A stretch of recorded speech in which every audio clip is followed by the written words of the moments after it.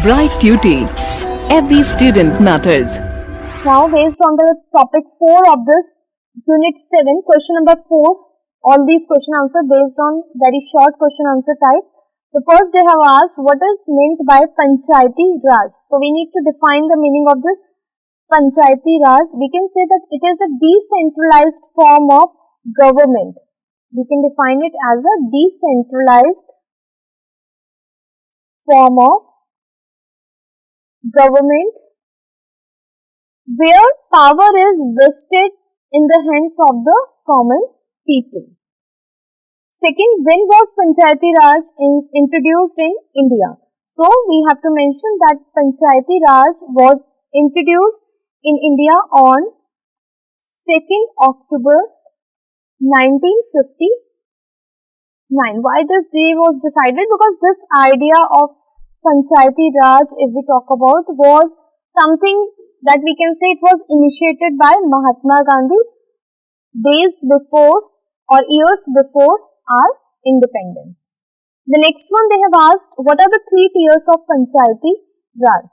So we have to simply, because it's a very short question answer, so we simply have to mention the 3 names of this Panchayati Raj. That first one is Gram Panchayat at the village level. Then we can mention about the second one, Panchayat Samiti at the block level, and the third one is going to be Jila Parishad at the district level. The next one they have asked, question number 7, what is decentralization? So here, what is democratic decentralization? So we need to define the meaning of this democratic decentralization. We can say the transfer on the division of power,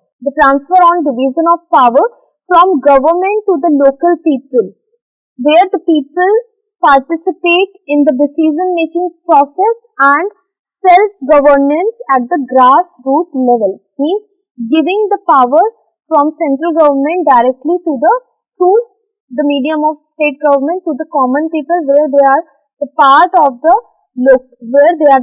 the decision-making power, and they are able to do the self-governance rule. Another one, which amendment to the constitution deals with Panchayati Raj system?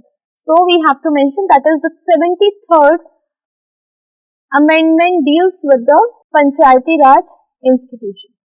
What is Article 40 of the Directive Principles of a State Policy? So you need to remember that statement which states about the Panchayati Raj system related to article. So in this answer you have to remember the statement given under the Article 40 in our constitution. Here we can say that according to Article 40 of these Directive Principles of a State Policy, the state shall take steps to organize village panchayat and endow them with such power may be necessary to enable them to function as the unit of the local self-government. So this statement is required to be learned on your part. Now based on the short question answers, question number 1 they have asked based on this topic 4 of unit 7, list the aims of Panchayati Raj. So we have to mention what are the different aims of the Panchayati Raj here. We can say it aims to promote of social and economic development in the rural areas. Secondly, we can say that it also talks about empowering the social group, the different social groups, which includes scheduled caste and scheduled tribes. Thirdly, we can mention it talks about or it aims at improving or providing the empowerment to the women. Finally, we can say that it also aims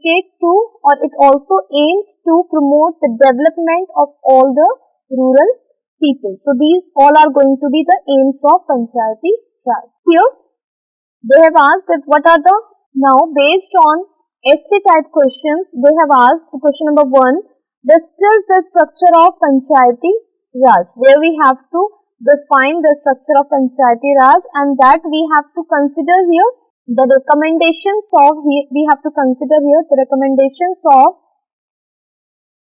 Balwant Rai Mehta